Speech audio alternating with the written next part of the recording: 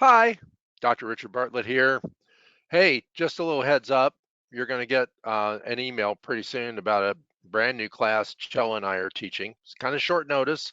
So if you're not short, then maybe you want to, crunch down and maybe then notice.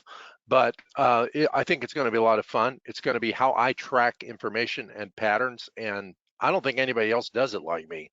So there's a heads up for you to think about that because I think it would benefit anybody that practices healing or whatever, or wants to work on themselves or maybe even explore other dimensions of possibilities within themselves. So that said, I was up late last night because I fell asleep early, and I was watching old episodes of 1968 Hawaii Five-0, and so then I'm watching that, and I kind of get done with that. I'm putting in tracks for. I've got a bunch of CDs for guitar and piano, which I've never listened to or used, but I've noodled with. I've played the guitar. I've played the guitar for about 50 years, but I'm no good. I mean, I can play anything, but I have to work at it. But at least I know how to do it. It's just a matter of motor memory, muscle memory.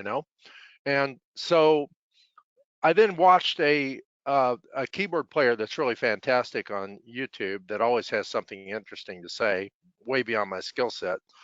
Um, but he had on Kenny Warner, and Kenny Warner is this guy who talks about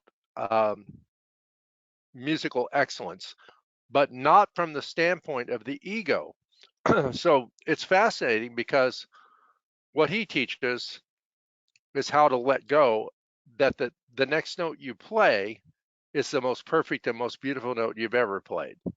And so instead of the ego going, well, that was bad, he made a really interesting statement. He said, if you weren't so worried about sounding bad, you could play a lot of bad stuff, but it would be good because you would let go of the tendency to try and control the creative expression, and then you would truly start to find your unique voice. And so that's true in life, in everything. I know I found my unique voice, or it found me. It came hunting me, actually.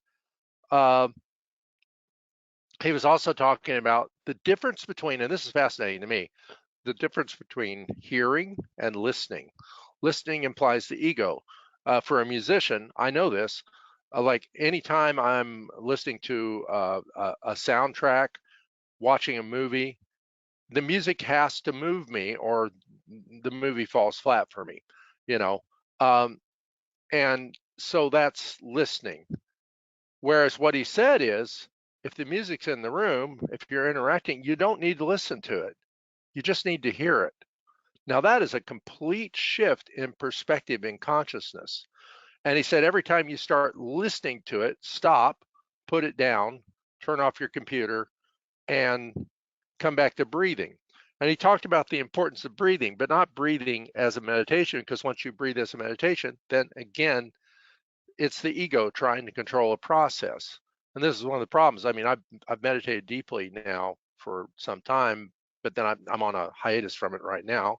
Hiatus, you know, or loatus. Um, you got to get it where you can if you're at the table.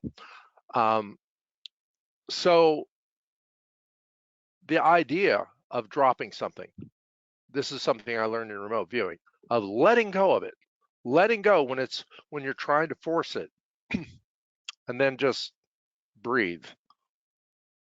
Don't notice your breathing, just breathe. Let the body do what it does and then come back from that natural state and then re-engage creativity in whatever it is you're doing.